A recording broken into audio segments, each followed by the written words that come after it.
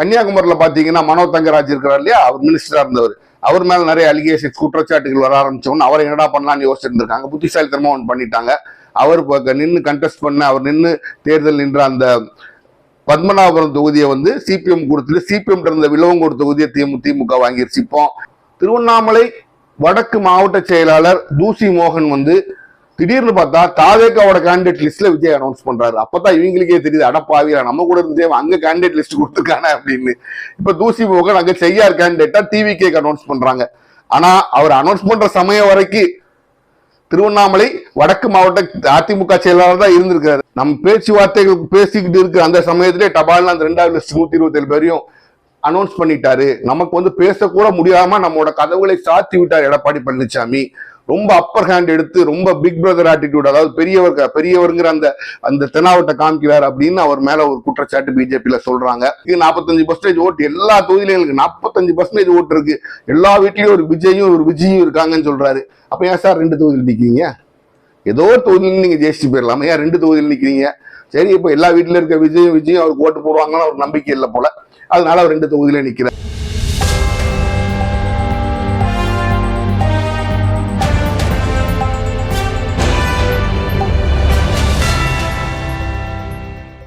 Hello friends, welcome to உண்மையும் பொய்மையும். நம்ம சேனல்ல வர்ற எல்லா வீடியோக்களும் நீங்க தொடர்ந்து பார்க்கணும்னா நம்ம சேனல் சப்ஸ்கிரைப் பண்ணி பெல் பட்டனை பிரஸ் பண்ணிக்கங்க. 2 கூட்டணிகளையும் தொகுதியை அடையாளம் கண்டு வேட்பாளர்கள் அறிவிச்ச பிறகு அதிருப்தியாளர்கள் சொல்ல அவங்களோட அந்த குரல், அந்த போர்க்குரல், அந்த எதிர்ப்பு குரல் கொஞ்சம் பலமாகவே தான் இருக்கு. அதுவும் குறிப்பா நான் எதிர்பார்க்காத அளவுக்கு ஆளுங்கட்சியான திமுகவிலேயே அது இருக்கு, அதிமுகவிலேயே அது இருக்கு. இதுல சில நகைப்புக்குரிய விஷயங்கள் கூட நடந்திருக்கு, அதை நம்ம வரும்போது பார்க்கலாம். முதல்ல திமுக கூட்டணிக்கு போவோம். திமுக தன்னுடைய கேண்டிடேட் லிஸ்ட்டை மொத்தமா அனௌன்ஸ் பண்ணி இவங்க எல்லாம் இந்த தொகுதியில நிக்கிறாங்கிற அந்த பேரையும் அதோடய அனௌன்ஸ் பண்ணி முடிச்சிருச்சு. திமுக கூட்டணியில் எல்லா கட்சிகளுமே கிட்டத்தட்ட அனௌன்ஸ் பண்ணிட்டாங்க. காங்கிரஸ் மட்டும் வழக்கம் போல அவங்க டெல்லியில வச்சுதான் இன்டர்வியூ எடுப்பாங்க. டெல்லியோட மத்திய தலைமையில இருந்து 2 பேர் உட்காருவாங்க, ஸ்டேட் தலைமையில 2 பேர் உட்காருவாங்க. ஆக மொத்தம் கடைசியில் அவங்க என்ன நிர்ணயம் பண்ணி எடுக்கிறாங்கிறத கடைசியா தான் தெரிஞ்சு மற்றவங்க எல்லாம் எடுத்து முடிச்சுட்டாங்க. அப்ப இந்த வேட்பாளர் தேர்வுல முக்கியமான விஷயம் என்ன அப்படின்னு பாத்தீங்கன்னா, திமுகவோட வேட்பாளர் பட்டியல பாத்தீங்கன்னா ஸ்டாலின் குளத்தூர்ல நிக்கிறாரு, உதயநிதி ஸ்டாலின் வழக்கம் போல சேப்பாக்கம் திருவல்லிக்கேணியில் நிக்கிறாரு. இது சென்னையில மற்ற எல்லா விஐபிஎஸ் சுப்பிரமணியம் எல்லாரும் அவங்க நிக்கிற இடத்துல நிக்கிறாங்க. ஒரு பெரிய மாற்றங்கள் எதுவும் இல்லை. அப்ப சென்னை கான்ஸ்டிடுவன்சி கேண்டிடேட்ஸை பொறுத்த வரைக்கும் திமுக அதே மாதிரி தான் இருக்குது. ஆனா தாம்பரத்துல ஒரு பெரிய மாற்றம், ஒருத்தர் புது கேண்டிடேட் கிருத்திகா தேவிங்கிற புது கேண்டிடேட் போட்டதுனால இந்த 3 டைம்ஸ் எம்எல்ஏ 3 முறை எம்எல்ஏவா இருந்த எஸ் ராஜா அவர்கள் நேரா அவர் ஆதரவாளர்களை கூட்டு டிஆர் பாலு வீட்டுக்கே அங்க ஒரு கலவரம் பண்ணி ரணகலம் பண்ணி டிஆர் பாலு அப்புறம் சண்டை போட்டு கத்தி அவர் திருப்பி அனுப்பியிருக்காரு. நான் அப்புறம் பாக்குறேன் நீ போ அப்படின்னு சொல்லி திருப்பி அனுப்பியிருக்காரு. இது ஒரு நல்ல ஒரு சமிங்கை அல்ல. தாம்பரம்ங்கிறது ஒரு பாக்கெட் பரோன்னு சொல்லுவாங்க. அது ஒரு பாக்கெட்ல இருக்க ஒரு டிஎம்கேக்கு பாக்கெட்ல இருக்கக்கூடிய ஒரு தொகுதி மாதிரி, ஒரு சேஃப் தொகுதி. அந்த தொகுதியில இவ்வளவு ஒரு பெரிய கலவரம் நடந்து அது பப்ளிக் மத்தியில தெரிகிறது, மீடியா அளவுக்கு பாக்குற அளவுக்கு தெரிகிறது அவள் நல்ல ஒரு விஷயம் கிடையாது. ராஜா அங்க கண்ணீருங்க மூலியமா போய் நின்று இருக்கிறாரு போல, அதை திட்டி இவர் அனுப்பி விட்டுருக்கிறாரு. ஆக மொத்தம் ஆளுங்கட்சியான திமுக கூட ஒரு மிகப்பெரிய அதிருப்தி இருக்கத்தான் செய்யுது. கன்னியாகுமரியில் பாத்தீங்கன்னா மனோ தங்கராஜ் இருக்கிறார் இல்லையா, அவர் மினிஸ்டரா இருந்தவர். அவர் மேல நிறைய அலிகேஷன்ஸ் குற்றச்சாட்டுகள் வர ஆரம்பிச்சோன்னு அவர் என்னடா பண்ணலாம்னு யோசிச்சிருந்திருக்காங்க. புத்திசாலித்தனமா ஒன்று பண்ணிட்டாங்க. அவர் நின்று கண்டெஸ்ட் பண்ண, அவர் நின்று தேர்தல் நின்ற அந்த பத்மநாபபுரம் தொகுதியை சிபிஎம் கொடுத்துட்டு சிபிஎம் இருந்த விலவங்கோடு தொகுதியை திமுக வாங்கிருச்சு. இப்போ மனோ தங்கராஜுக்கு தம்பி உன் தொகுதியே என்கிட்ட இல்லப்பா, உனக்கு பிம்பிலிக்கு பிலாபின்னு அவரே அனுப்பி விட்டாங்க. இப்படி சின்ன சின்ன வேலைகள்லாம் மாத்தி பண்ணி அவங்க திமுக தன்னோட வேட்பாளர் பட்டியல் அனௌன்ஸ் பண்ணிட்டாங்க. மற்றபடி பெரிய ஒரு சலசலப்புக்கு ஒன்றும் இல்லை. முக்கியமான விஷயம் என்ன அப்படின்னு பாத்தீங்கன்னா, விடுதலை சிறுத்தைகள் தலைவர் திருமாவளவன் இப்ப எம்பியா இருக்கிறாரு. அவரும் இந்த அசம்பிளி எலெக்ஷனை கண்டெஸ்ட் பண்ண போறார், நிக்க போறார். காட்டுமன்னார் கோயில் ரிசர்வ் கான்ஸ்டிடுவன்சில விடுதலை சிறுத்தைகள் தலைவர் திருமாவளவன் இந்த தடவை களம் காண்கிறார். இது ஒரு நல்ல விஷயம் தான். அவர் ஒரு நல்ல சிந்தனையாளர், நல்ல பேச்சாளர். அவரை மாதிரி ஆட்கள் சட்டமன்றத்துக்கு தேவை ஒரு விவாதம் வரும்போது சுவாரஸ்யமாகவும் அதை பொருள்படவும் பேசக்கூடிய ஒரு வல்லவர், அவரை வரவேற்கிறோம். அதே மாதிரி தேமுதிகவை பொறுத்தவரைக்கும் பார்த்துட்டீங்கன்னா பிரேமலதா அவர்கள் விருதாச்சலத்தில் கண்டெஸ்ட் பண்றாங்க. அவங்க பையன் விஜய பிரபாகரன் விருதுநகர்ல கண்டெஸ்ட் பண்றாரு. இப்படி எல்லா கட்சிகளோட ஸ்டார் கேண்டிடேட்ஸும் அவங்க அனௌன்ஸ் பண்ணி ஒவ்வொருத்தர் கண்டெஸ்ட் பண்றாங்க. வைகோ கண்டெஸ்ட் பண்ணல மதிமுகல. மற்ற சின்ன கட்சிகள்லாம் தங்களோட கேண்டிடேட்ஸ் எல்லாம் அனௌன்ஸ் பண்ணி முடிச்சுட்டாங்க. காங்கிரஸ் ஒண்ணுதான் திமுக அலையன்ஸ்ல பாக்கி. அப்ப நம்ம அதிமுக அலையன்ஸுக்கு போனோம்னா அதிமுக அலையன்ஸ்ல வந்து அவங்களும் கேண்டிடேட்ஸ் எல்லாம் அனௌன்ஸ் பண்ணிட்டாங்க. சென்னை அனௌன்ஸ் பண்ணிட்டாங்க. நம்ம எதிர்பார்த்த மாதிரி வளர்மதி அம்மா வந்து சென்னையில் நிற்கிறாங்க, 1000 லைட்ஸ்ல நிற்கிறாங்க. கோகுல இந்திரா வழக்கம் மூலம் அண்ணாநகர் கான்ஸ்டியூன்சியில் நிற்கிறாங்க. டி நகர்ல சத்யநாராயணலாம் நிற்கிறார். ஸோ அதுவும் கிட்டத்தட்ட ஒரு எதிர்பார்த்த ஒரு இதுதான், ஒரு பெரிய சலசலப்புக்குள்ள விஷயங்கள் அது எதுவுமே கிடையாது. இன்னொன்று சென்னைங்கிறது அதிமுக கொஞ்சம் வீக்கான இது அப்படின்னு எதிர்பார்க்கப்படுறதுனால யாரும் அங்கே பெரிய சரி எதுக்கு நம்ம நின்றுட்டுன்னு கூட அவங்க யோசிக்கலாம். அதனால அங்கே ஒரு பெரிய சலசலப்பு இருக்கக்கூடிய வாய்ப்பு இல்லை. அதனால அதிமுக வந்து சென்னையில சில கான்ஸ்டியூன்சி எங்களுக்கு கொடுத்துருந்துருக்கலாம் அப்படிங்கிற மாதிரி பிஜேபி ஃபீல் பண்றதாகவும் அங்க ஒரு சில சலசலப்புகள் வந்ததாகவும் பேசிக்கிறாங்க.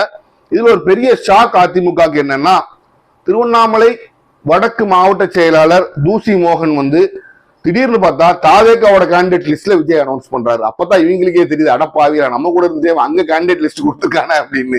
இப்ப தூசி மோகன் அங்க செய்யார் கேண்டிடேட்டா டிவிகே அனௌன்ஸ் பண்றாங்க.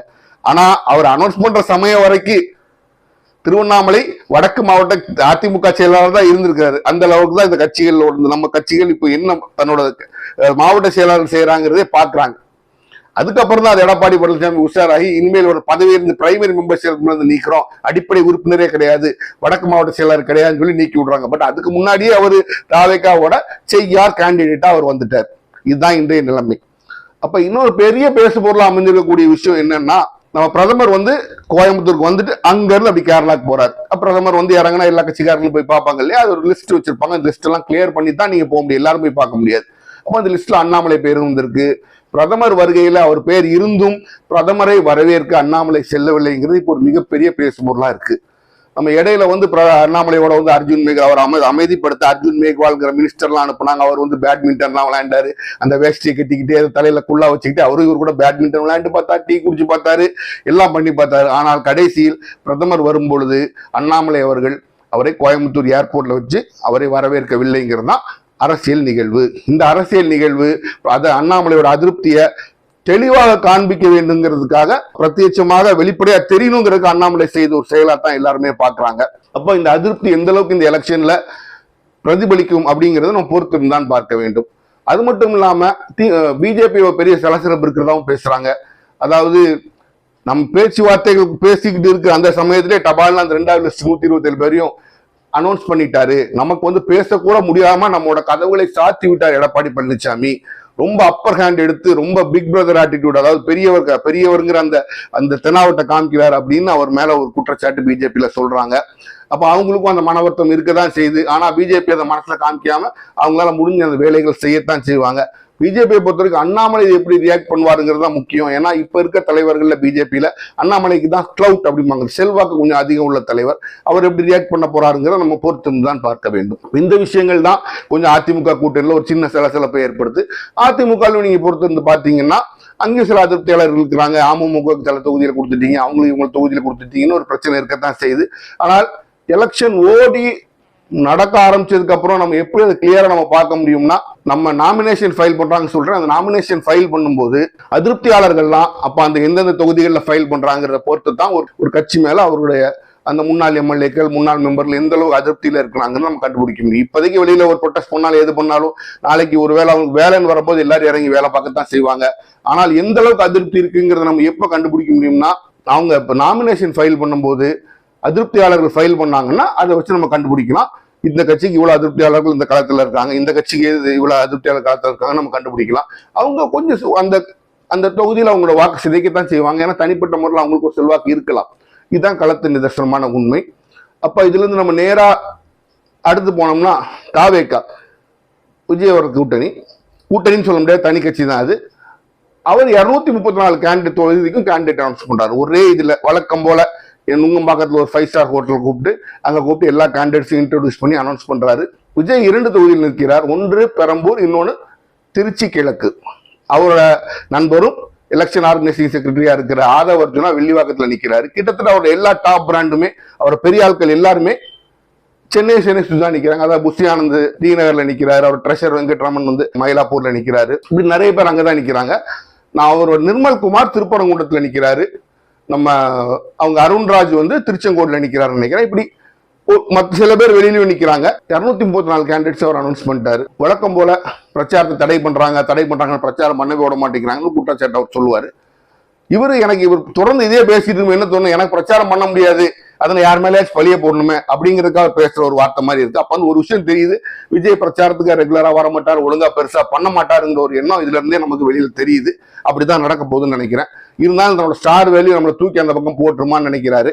இது ஒரு நகைப்புக்குரிய விஷயம் என்னன்னா, 45% ஓட்டு எங்களுக்கு இருக்கு, 45% ஓட்டு எல்லா தொகுதியிலும் எங்களுக்கு 45% ஓட்டு இருக்கு, எல்லா வீட்லயும் ஒரு விஜயும் இருக்காங்கன்னு சொல்றாரு. அப்ப ஏன் சார் 2 தொகுதியில் நிக்கிறீங்க? ஏதோ ஒரு தொகுதியில நீங்க ஜெயிச்சுட்டு போயிடலாமா? ஏன் 2 தொகுதியில் நிக்கிறீங்க?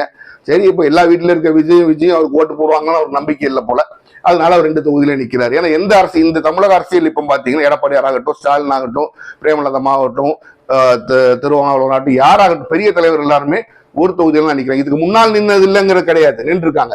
ஆனா எல்லாரும் ஒரு தொகுதியில தான் நிக்கிறாங்க இந்த எலெக்ஷன்ல. இவர் மட்டும் ஏனோ தனக்கு சேஃப் இல்லைன்னு நினைக்கிறாரு போல, அதனால 2 தொகுதியில நிக்கிறாரு. அதுவும் இவரோட ஸ்டேட்மெண்ட்ஸ் எல்லாம் வரதை வச்சு பார்க்கும்போது தாவேக்காவோட பிரச்சாரம் பெரிய லெவல்ல இருக்காது அப்படிங்கிற மாதிரி தான் தோணுது. ஏன்னா எனக்கு அது பண்ண விட மாட்டேங்கிறேன், இது பண்ண விட, எப்போதுமே ஒரு மீடியா ஹைப்பையே கிரியேட் பண்ணி வந்து நீங்க வாக்கு வாங்க முடியாது. நீங்க மக்கள்கிட்ட போனாலும் வாக்கு வாங்க முடியும்.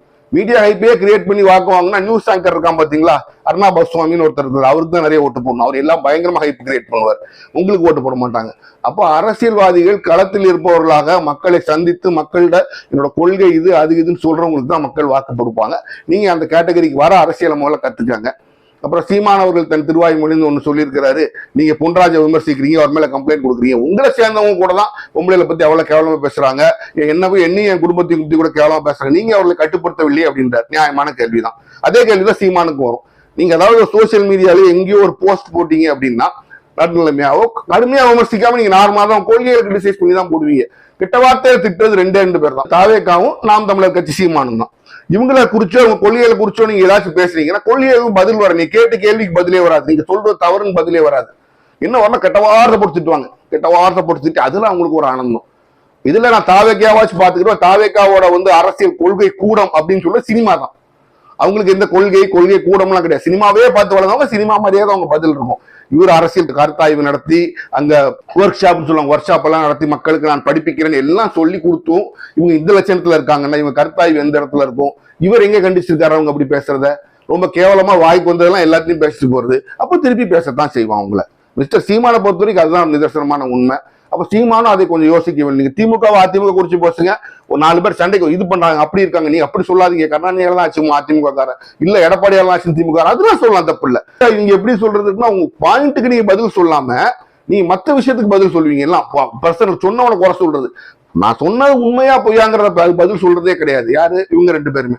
அதிமுக திமுகவும் ஏதாச்சும் ஒன்று சொல்லுவாங்க, அதிமுகவும் சப்போர்ட் பண்ணியே போட்டீங்கன்னா அதிமுக சப்போர்ட் பண்ணுவாங்க, பாராட்டுவாங்க.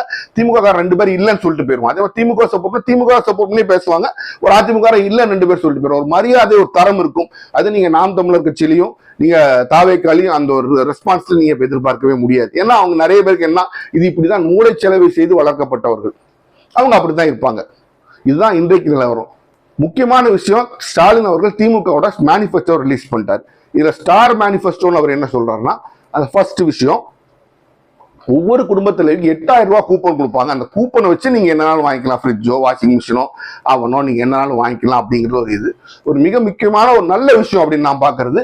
காலை உணவு திட்டத்தை இதுவரைக்கும் 1 முதல் 5 வகுப்பு உள்ள மாணவிக்கு கொடுத்திருந்தாங்க. இது 8ஆம் வகுப்பு வரைக்கும் எக்ஸ்டெண்ட் பண்ண போறாங்க. இது ஒரு வரவேற்கக்கூடிய ஒரு விஷயம். நம்ம பிள்ளைங்க பசினாலேயோ வறுமையினாலேயோ பள்ளிக்கு வராம இருக்கக்கூடாது. அதே மாதிரி சாப்பாட்டுக்காகவாச்சும் பிள்ளைங்க கண்டிப்பா ஸ்கூலுக்கு வரணுங்கிற சூழ்நிலை வரணும். ஏன்னா தமிழ்நாட்டில் கல்வியறிவு இல்லாத, படிப்பறிவு இல்லாத ஒரு குழந்தை இருக்கக்கூடாதுங்கிற அந்த குறிக்கோளுக்கு இது ஒரு நல்ல விஷயமா தான் இருக்கும். இப்படி பல விஷயங்களை அவர் அனௌன்ஸ் பண்ணியிருக்கிறாரு. இப்போ இந்த மேனிஃபெஸ்டோ 2 பேருமே அனௌன்ஸ் பண்ணி முடிச்சுட்டாங்க. இது எப்படி மக்கள் மத்தியில போய் சேரப்போகுது அப்படிங்கிறது ஒரு மிக மிக ஒரு முக்கியமான விஷயம். இந்த விஷயத்த மக்கள் எந்த அளவு தங்களுக்கு சாதகமாக பார்க்க போறாங்கிறது ஒரு மிக மிக முக்கியமான விஷயம். இதுதான் இன்றையோட கள நிலவரம். வரக்கூடிய நாட்கள்ல நாமினேஷன் ஃபைல் பண்ணி இந்த கேண்டிடேட்ஸ் லிஸ்ட் அனௌன்ஸ் பண்ணி எல்லாருமே கேண்டிடேட்ஸ் அனௌன்ஸ் பண்ணிட்டாங்க, கிட்டத்தட்ட காங்கிரஸ் தவிர. காங்கிரஸும் கொடுத்து நாமினேஷன் ஃபைல் பண்ணதுக்கு அப்புறம் அதை விட எல்லாரும் களத்துல மொத்தமா குதிச்சிருவாங்க. எலெக்ஷன் சூடு பிடிக்கத்தான் செய்யும். அந்த சமயத்துல ஒவ்வொருத்தரும் பேசக்கூடிய வார்த்தைகள், அவர்கள் எப்படி ஒவ்வொரு கட்சிகளையும் விமர்சிக்கிறாங்கிறத வச்சு அவங்களோட தராதரமும் தெரியும், கேண்டிடேட்ஸோட தராதரமும் தெரியும். மக்கள் இனி சிந்தித்து தங்கள் கொள்கைகளுக்கு ஏற்ப, நான் திருப்பி சொல்றேன், கொள்கைகளுக்கு ஏற்ப வாக்களியுங்கள். ஏன்னா எந்த அரசியல்வாதியும் கரப்ஷன் ஃப்ரீயா இருப்பான், லஞ்சம் வாங்காம இருப்பான்னு நினைச்சீங்கன்னா நம்ம விட முட்டாள் யாருமே கிடையாது. லஞ்சம் இருக்கத்தான் செய்யும். மீண்டும் சந்திப்போம்.